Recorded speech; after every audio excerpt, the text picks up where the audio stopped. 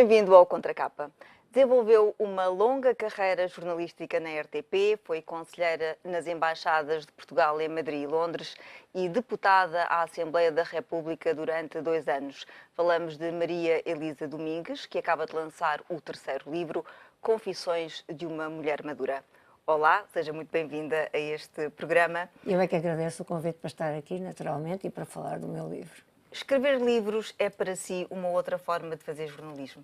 Claro, eu escrevo livros, até hoje, os 3 livros que escrevi seguem um método absolutamente jornalístico, isto é, com investigação, com o contraditório, com todo, enfim, tudo aquilo que é próprio. Porque, de facto, maneira. Parece uma grande reportagem e aborda assuntos que têm a ver com os problemas da atualidade. Fala da forma como a crise afetou as pessoas, os pensionistas, os filhos dos pensionistas, Exatamente. com o desemprego e a imigração. Foi isso que procurou fazer, chamar a atenção para estas questões numa perspectiva muito pessoal, porque entrevista muitas mulheres. Outras mulheres. Foi isso e não só. Aquilo que eu tentei fazer foi uma reflexão, a partir de mim própria, sobre como é que se pode, a partir de uma certa idade, que para uns começa mais tarde, para outros começa mais cedo, eu diria que, grosso modo, para as mulheres, a partir dos 40, 40 e tal anos, começa esse período, aos 60, obviamente, achei que se acentuava a necessidade de olhar para a frente e pensar como é que poderia continuar a viver com qualidade. E, portanto, isso tanto se refere aos aspectos psicológicos, que têm a ver com o que acaba de referir, como aos aspectos físicos, de viver, envelhecer com a maior qualidade de vida possível. E isso passa por campos muito práticos, como a alimentação, o exercício, e depois aventurei-me também por outros capítulos, como a beleza e o vestuário, sobre os quais tive que aprender muito, a defender-me, sobretudo, e a bastar-me, ao longo da minha carreira. O que é que ele levou a querer partilhar essas coisas que aprendeu ao longo dos anos com outras mulheres? Acho que é útil. Achei que era uma coisa que eu fazia muitas vezes com amigas minhas e que faço muitas vezes, trocar opiniões, pedirem-me às vezes até opiniões. Tenho a sorte de ter, em termos, por exemplo, de pele e de uma série de características, de cabelo e tal, ter uma certa qualidade que é genética, obviamente, em parte, mas em tudo o que nós podemos pensar, em todos os campos da nossa parte física, só 1/3 é genético e os outros 2/3 são o que nós podemos fazer por isso. E eu tenho tentado ao longo da vida, desde logo porque comecei exposta às câmaras de televisão e às luzes dos estúdios e a um make-up que era há 40 anos qualquer coisa de impossível de descrever nos dias de hoje, muito agressivo. Portanto, comecei a ter que pensar em proteger-me e em dizer, bom, eu tenho que ter aqui algum juízo porque senão estou uma velhinha muito cedo, não é? E foi isso que eu quis partilhar, porque acabei por perceber que com relativamente pouco dinheiro se pode manter, por exemplo, uma pele saudável e idem para o corpo, embora eu tenha muito menos facilidade numa parte que é essencial para envelhecer bem, que é o exercício. Eu não gosto de mentir e, portanto, não vou dizer que é uma coisa que me entusiasma. Não me entusiasma nada, detesto. Claro que há outras pessoas, e eu entrevistei algumas, que adoram e vão para o ginásio com uma alegria enorme e dizem que saem de lá com muito mais genica, muito mais vitalidade. Bom, eu se tentar, saio de lá morta, quer dizer, mas pronto, mas vou tentar. Agora, é inevitável, para envelhecer bem, fazer exercício. E trabalhar, porque uma das coisas que menciona aqui é também o aspecto profissional. Exato. E fala, embora muito ao de leve, sobre o problema que afeta muitas mulheres que trabalham em televisão, que é a discriminação pela idade. E dá alguns exemplos, por exemplo, de processos que aconteceram na Grã-Bretanha. Sentiu isso no seu caso? Senti que se passou qualquer coisa estranha que me fez sair da RTP absolutamente a contragosto aos 62 anos. Se foi uma discriminação por idade, se foi uma discriminação por motivos políticos ou só porque as pessoas que na altura tinham algum poder de decidir não gostavam de mim, até hoje não faço ideia nenhuma.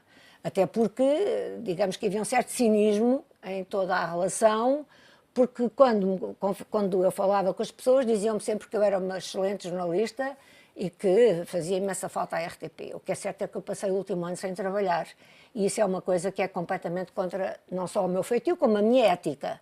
A RTP é uma empresa do Estado, ou com capital do Estado, porque não é exatamente do Estado, mas o capital é do Estado, e, portanto, eu estaria a gastar o dinheiro dos contribuintes se lá continuasse. Há pessoas que se adaptam a essas situações e ficam assim anos sem fazer nada à espera da reforma. A minha é matarem-me viva. Por isso é um assunto que não aborda com muita profundidade, mas promete fazê-lo. Isso será tema para Não, um o que eu outro digo é livro. que eu também não podia abordar com mais profundidade, não era só por medo ou por achar que não era a altura. A questão é que nós não tivemos ainda processos em Portugal, porque nem sequer há legislação para aquilo a que se pode chamar uma forma de assédio moral. Há muitas, mas o assédio moral, em função da idade, eu não tenho dúvida nenhuma que existe, toda a gente sabe que existe, embora seja muito difícil configurá-lo em termos jurídicos e depois levar o caso a tribunal. Por isso é que eu recorri aos exemplos que conhecia da Grã-Bretanha, onde vivi, como já disse, onde esses processos puderam seguir e chegar até ao fim. E, portanto, e muitas vezes as empresas, enfim, que de facto tinham feito essa discriminação por motivos de idade, com pessoas até mais novas do que eu, acabaram por ser condenadas. Foi por isso que eu usei esses exemplos. Eu cá não poderia usá-los. Eu quis pôr um processo e não consegui ninguém que o quisesse Não fazer. havia advogados que quisessem Eu acho que também não há legislação. encetar esse processo. Recentemente já ouvi na televisão um advogado falar da urgência de ter esse tipo de legislação que permita que estes processos sejam levados a bom termo, não é? Em todas as áreas. Isto não tem nada a ver só com uma área que tem mais visibilidade, em que a cara das pessoas aparece. Quantas pessoas, como você sabe, nós jornalistas sabemos, nos dizem, bem, fui trocada porque podiam arranjar uma miúda mais nova e, portanto, fizeram-me sentir a mais, às vezes, eu tenho aí um caso, aos 40 e muitos anos, aos 50 e tal. Gostaria de ter continuado a fazer televisão, sente falta dessa rotina profissional? Na altura custou-me imenso, é uma coisa que eu gosto de fazer, faço com muito, muito gosto, é televisão. E foi um luto difícil e que não sei se está muito bem resolvido. Só que, como coincidiram na minha vida coisas tão mais graves quanto a morte da minha mãe, exatamente com um mês de diferença, e depois o meu casamento, que foi uma coisa positiva, tudo isto aconteceu em 2 meses, o luto da minha mãe foi o mais difícil e aquele que se sobrepôs ao outro. Quer dizer, eu estive assim, a questão da televisão esteve um bocado em banho-maria, digamos assim, porque o outro luto era mais pungente, era muito mais difícil. Sobre o qual, aliás, escreveu também o meu livro anterior, exatamente. E enfim, muito sobre o cancro. A minha ideia em relação ao meu outro livro foi falar sobre os cuidadores informais, que eu fui e de que há centenas de milhares de exemplos absolutamente extraordinários, com muito mais mérito do que o meu, pessoas com muito mais dificuldades, pessoas muito mais velhas, pessoas sem ajuda em casa, que têm que lidar muitas vezes com mulheres ou maridos, as mulheres são por tradição cultural mais cuidadoras, imobilizadas na cama, difíceis de mover, enfim, de tratar da sua higiene, etc. Nós temos visto, aliás, cada vez mais na comunicação social, dizer que não há cuidados que cheguem, essas pessoas não recebem a ajuda que deviam receber em casa, porque não há profissionais que cheguem para cobrir as necessidades. O olhar da Maria Elisa é sempre um olhar jornalístico sobre a realidade que a rodeia. Inclusivamente neste livro tem um capítulo sobre São Francisco, sobre os americanos. Sobre São Francisco, onde eu vou com alguma regularidade, visto que o meu marido vive lá, ele vem cá, reciprocamente, está cá neste momento, mas eu vou realmente, portanto é a cidade, talvez... Nunca considerou sair de Portugal? Totalmente não. É difícil porque eu tenho cá o meu filho, o meu único filho e a minha única neta. Portanto, totalmente, o meu irmão também é só um. Totalmente não. E o meu marido não tem nenhuma família lá.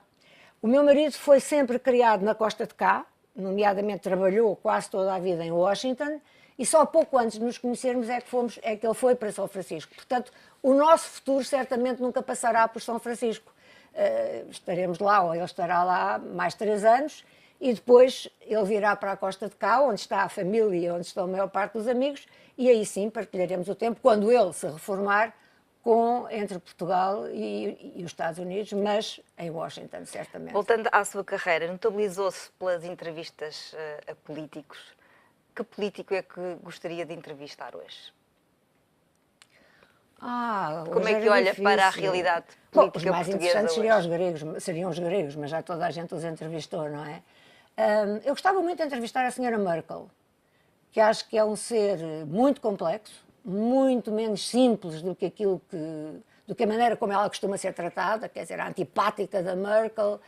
Eu acho que ela, apesar de tudo, sobretudo por ter vivido na Alemanha comunista e por ter tido uma educação, enfim, nesse meio muito repressivo, etc., conhece muito bem o bloco de lá, conhece nomeadamente muito bem a Rússia, conhece muito bem Putin, e eu acho que por isso ela tem muita importância neste momento no que se está a passar na Europa, e espero que, enfim, com a ajuda dela e de outras pessoas seja possível ultrapassar esta crise grega, que é muito grave para todos nós. Realmente, como disse a senhora Lagarde, estes gregos que emergiram destas eleições e aquele que eu própria achei tão refrescante, não é? Aquele ministro sem gravata e com as colas do casaco viradas e os cascóis, enfim, parecia um intelectual francês. Neste momento já é esse aspecto flamboyant, já tem menos graça. A senhora Lagarde disse que era importante estarmos a tratar com adultos. Às vezes sentimos um bocadinho, há ali bastante imaturidade e isso não se compadece com a situação que estamos a viver. Tirando a senhora Merkel, queria dizer aqui em Portugal... Em Portugal, por exemplo, sim. Em Portugal há sempre pessoas interessantes para entrevistar, mas eu confesso-lhe que seria muito mais tentada a entrevistar intelectuais do que propriamente políticos, porque...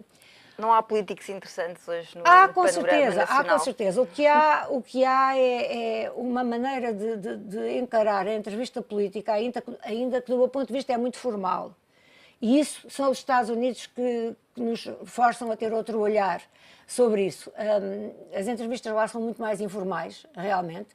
Quando chegam a acontecer, neste momento a senhora Clinton está a pôr barreiras já para as eleições, no caso de ser candidata democrata, como tudo faz crer, a pôr barreiras para a cobertura das eleições brutais.